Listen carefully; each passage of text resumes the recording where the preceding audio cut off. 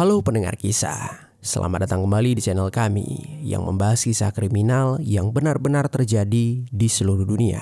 Kami berharap semoga kalian semua dalam keadaan sehat walafiat dan dijauhkan dari para bahaya. Hari ini kami akan membahas sebuah kasus yang terjadi di negara Thailand pada tahun 2025 akhir, yang mana ada seorang wanita mengeksekusi pacarnya yang merupakan wakil kepala kepolisian dengan cara yang begitu brutal. Kejadian itu terjadi setelah korban menolak untuk membelikan pacarnya tersebut ponsel iPhone 17. Dan akhirnya setelah berhasil melakukan pengeksekusian, pelaku mencoba membuat kejadian itu tampak seperti aksi eksekusi diri. Tim penyidik sempat hampir terkecoh, namun temuan lain berhasil mengungkapkan kalau itu adalah aksi pengeksekusian. Dan yang lebih mengejutkan, bukan hanya gara-gara iPhone 17 saja, pelaku ternyata memiliki alasan lainnya mengapa dia melakukan tindakan sekeji itu. ร้อยตำรวจตรีวสันต์ บวรพันธ์ อายุ 53 ปีค่ะ รองสารวัตรปราบปรามสพ. Apakah alasan perempuan tersebut? Jadi beginilah kisah di baliknya. Di Provinsi Chiang Rai, Thailand, tinggallah seorang perempuan muda bernama Kultida Srikanta yang saat itu berusia 20 tahun. Sejak kecil Kultida tumbuh dalam lingkungan keluarga yang tidak utuh dan hanya tinggal bersama neneknya. Ayahnya harus menjalani hukuman penjara akibat kasus perdagangan narkotika, sementara ibunya telah menikah lagi dan menetap di wilayah Bangkok.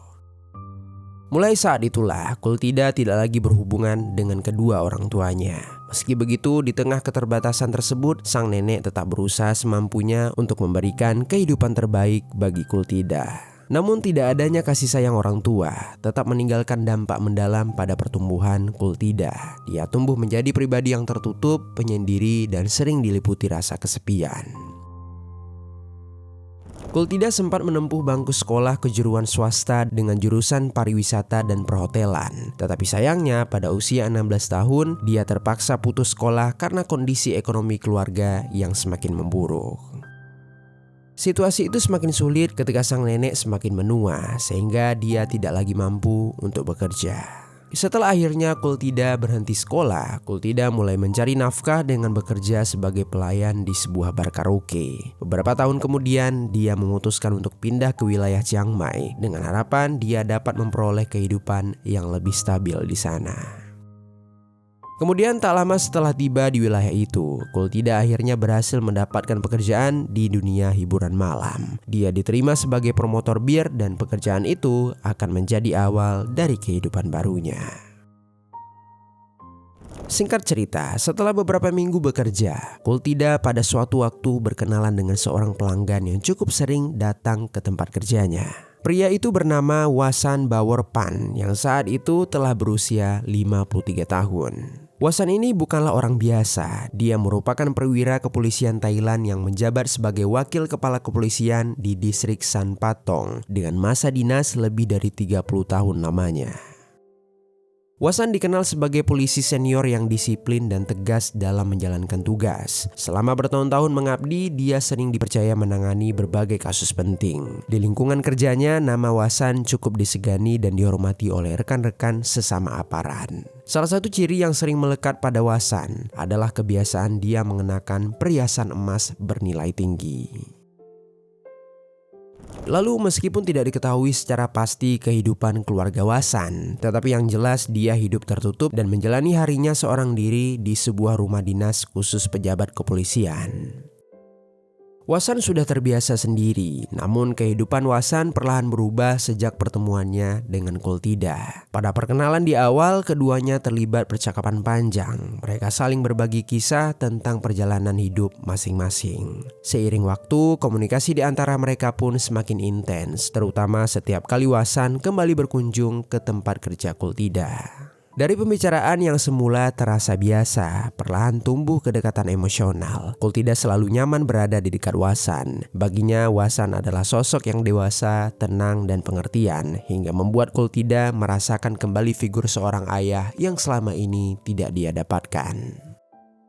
Lalu di sisi lain, Wasan juga merasakan perubahan dalam hidupnya. Kehadiran Kultida membuat hari-harinya terasa lebih berwarna. Setelah mendengar kisah hidup gadis tersebut, muncullah keinginan dalam dirinya untuk melindungi dan menjaga Kultida. Dan walaupun perbedaan usia di antara mereka terbilang cukup jauh, hal tersebut tidak menjadi penghalang bagi keduanya untuk melanjutkan hubungan.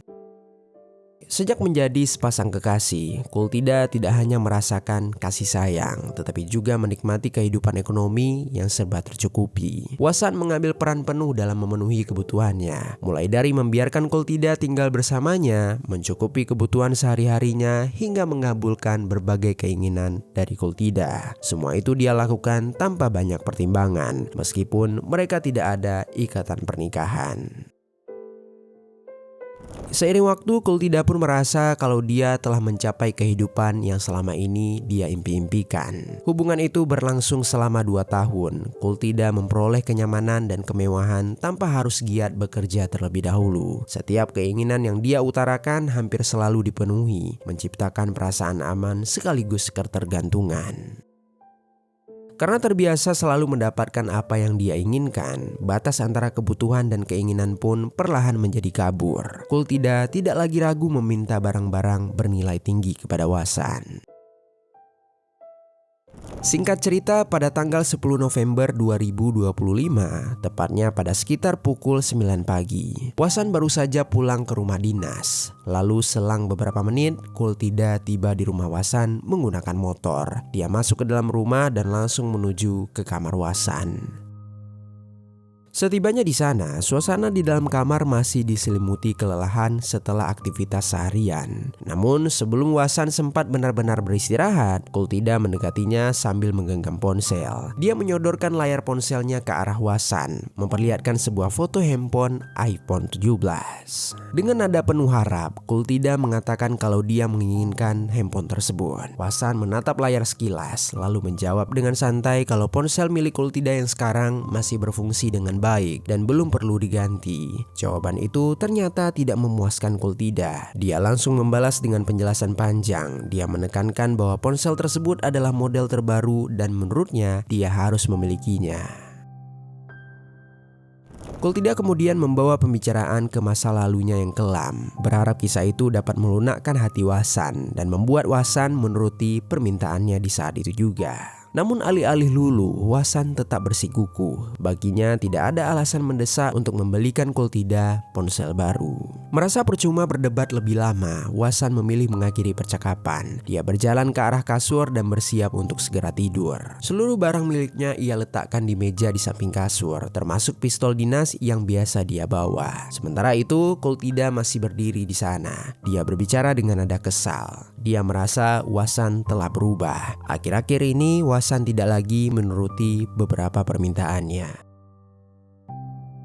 Wasan kemudian berbaring, memejamkan mata, lalu dia berucap lirih kalau suatu hari nanti dia pasti akan membelikan Kultida ponsel tersebut jika hal itu memang benar-benar dibutuhkan. Ucapan itu ternyata justru menjadi pemicu amarah Kultida. Dadanya dipenuhi emosi. Dalam pikirannya dia tidak membutuhkan janji, dia hanya membutuhkan uang di saat itu juga. Lalu kemudian, tiba-tiba saja pandangan Kultida tertuju pada kalung emas yang melingkar di leher Wasan. Sebuah ide gelap muncul di benaknya. Dia ingin mengambil kalung itu dan menjualnya. Namun untuk mewujudkan rencana tersebut, satu hal harus disingkirkan terlebih dahulu, yaitu pemilik kalung. Dan saat itulah Kultida memutuskan untuk menghabisi pacarnya tersebut. Tidak ada rasa iba, tidak pula ketakutan, yang ada hanyalah dorongan untuk memenuhi kebutuhannya. Meski demikian dia tidak langsung bertindak, dia menunggu sambil memastikan Wasan benar-benar tidur terlelap. Beberapa jam berlalu setelah Kultida yakin Wasan sudah tertidur pulas, dia perlahan bangkit dari kasur, menahan setiap gerakan agar tidak menimbulkan suara. Dengan langkah mengendap, dia meraih pistol yang tergeletak di meja samping kasur. Namun bunyi kecil yang terdengar tetap membuat Wasan terbangun. Dalam kondisi setengah sadar, dia pun bertanya dengan suara lemah apa yang sedang Kultida lakukan. Kultida yang merasa kaget dan panik, dia pun refleks meraih bantal dan menekannya dengan kencang ke atas wajah Wasan. Wasan sempat melawan. Melalui kedua tangannya dia berusaha menepis bantal tersebut. Namun Kultida bergerak dengan cepat. Dia menarik pelatuk hingga membuat dentuman keras memecah keheningan di kamar itu.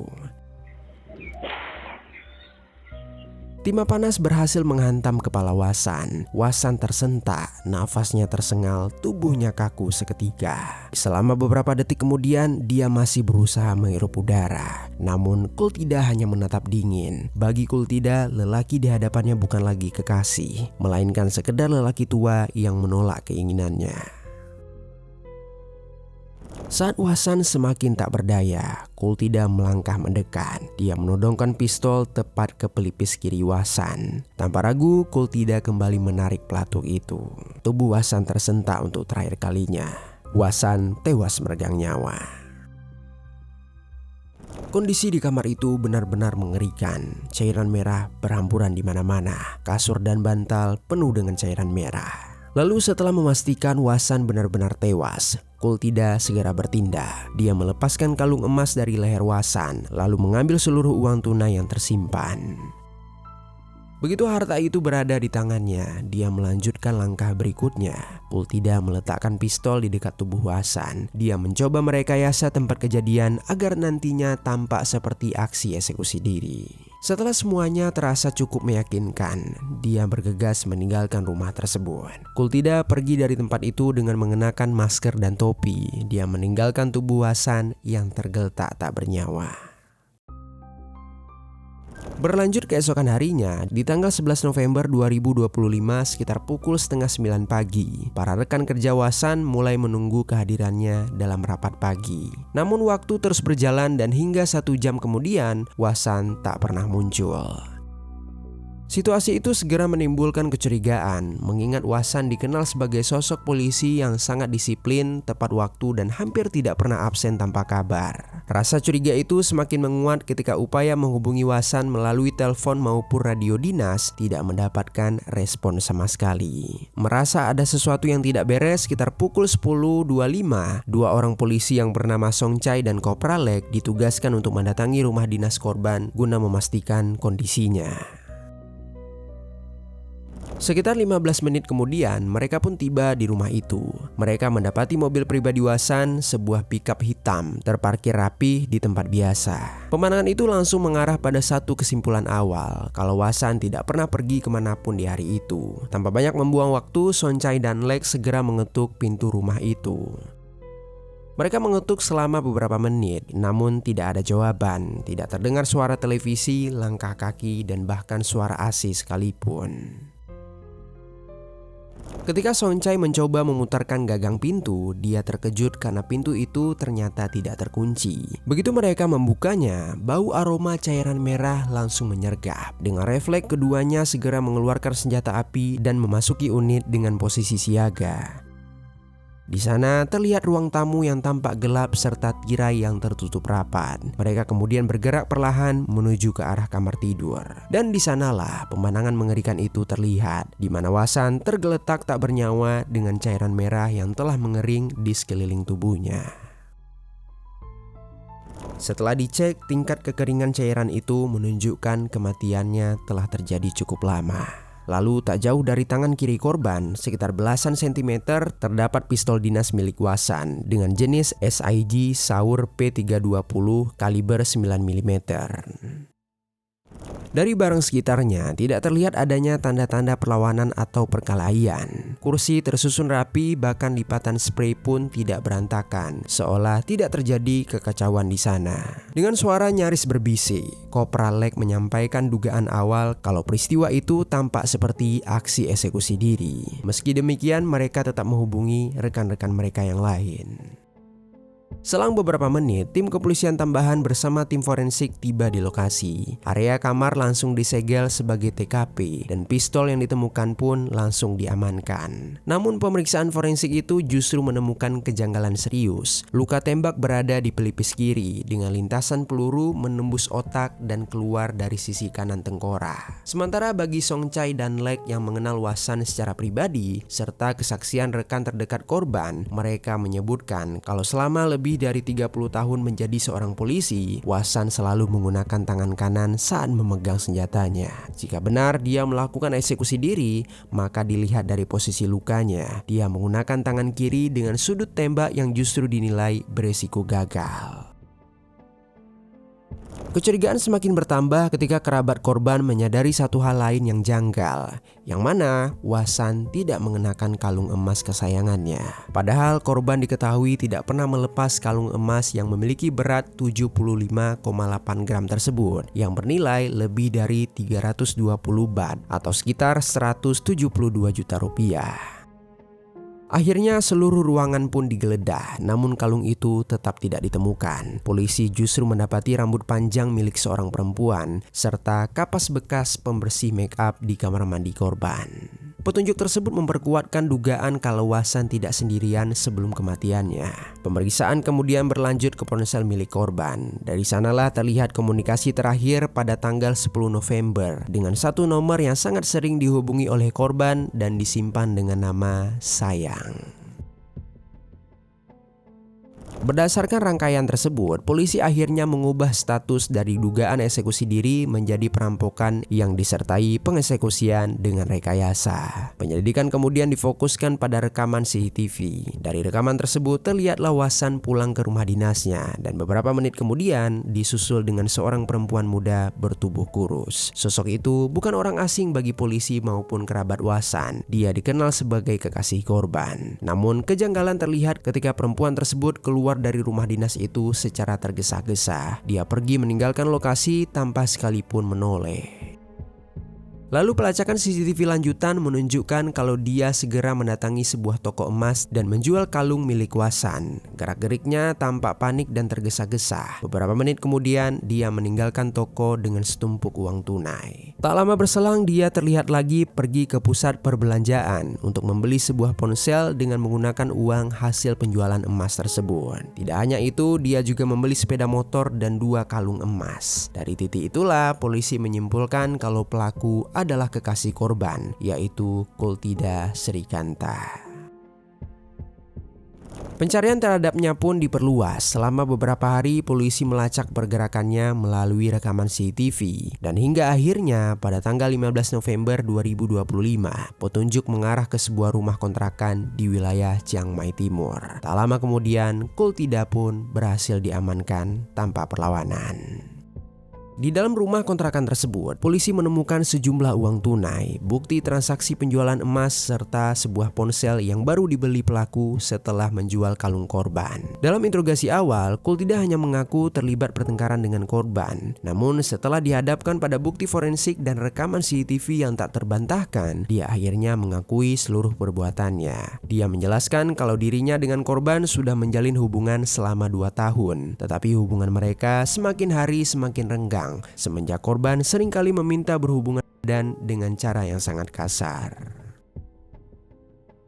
Tetapi meski begitu, mereka masih bertemu beberapa kali agar pelaku dapat meminta uang. Kemudian dengan nada pasrah, pelaku pun mengungkapkan motif di balik aksinya, di mana pada hari kejadian dia merasa kesal dan marah karena korban menolak untuk membelikan dia ponsel iPhone 17. Pertengkaran itu kemudian berujung pada pengeksekusian yang dia rekayasa seolah-olah korban mengakhiri hidupnya sendiri. Kini Kultida akhirnya resmi didakwa atas pengeksekusian berencana serta perampokan yang menyebabkan kematian. Dalam Kitab Undang-Undang Hukum Pidana Thailand disebutkan kalau pengeksekusian terhadap pejabat pemerintah atau aparat penegak hukum dapat dijatuhi hukuman maksimal berupa hukuman eksekusi. Akhir kisah, korban kehilangan nyawanya di tempat yang seharusnya paling aman baginya. Sementara pelaku kehilangan masa depan, kebebasan, dan kesempatan untuk tumbuh sebagai manusia yang utuh. Dalam tragedi ini, banyak rekan kerja korban yang merasa terpukul dengan kondisi seniornya yang berakhir tragis. Kasus ini menyoroti isu sosial yang kerap dianggap sepele, yakni tekanan untuk memenuhi standar hidup orang lain. Budaya pamer, tuntutan memiliki barang terbaru, dan validasi sosial yang diukur dari apa yang terlihat telah membuat banyak orang merasa tidak pernah cukup. Padahal nilai diri tidak pernah ditentukan oleh ponsel, perhiasan, atau gaya hidup. Kita tidak dilahirkan untuk mengejar standar siapapun, dan tidak ada kewajiban untuk membuktikan harga diri lewat kepemilikan materi. Pada akhirnya, kisah ini menjadi pengingat kalau hidup sederhana dengan kesadaran diri jauh lebih bernilai daripada kemewahan yang dibayar dengan kehancuran. Karena ketika seseorang kehilangan rasa cukup, yang dipertaruhkan bukan lagi uang ataupun barang, melainkan nyawa, masa depan, dan kemanusiaan yang tak akan pernah bisa dibeli kembali. Sekian kisah hari ini, semoga ada pelajaran baik yang dapat kita ambil.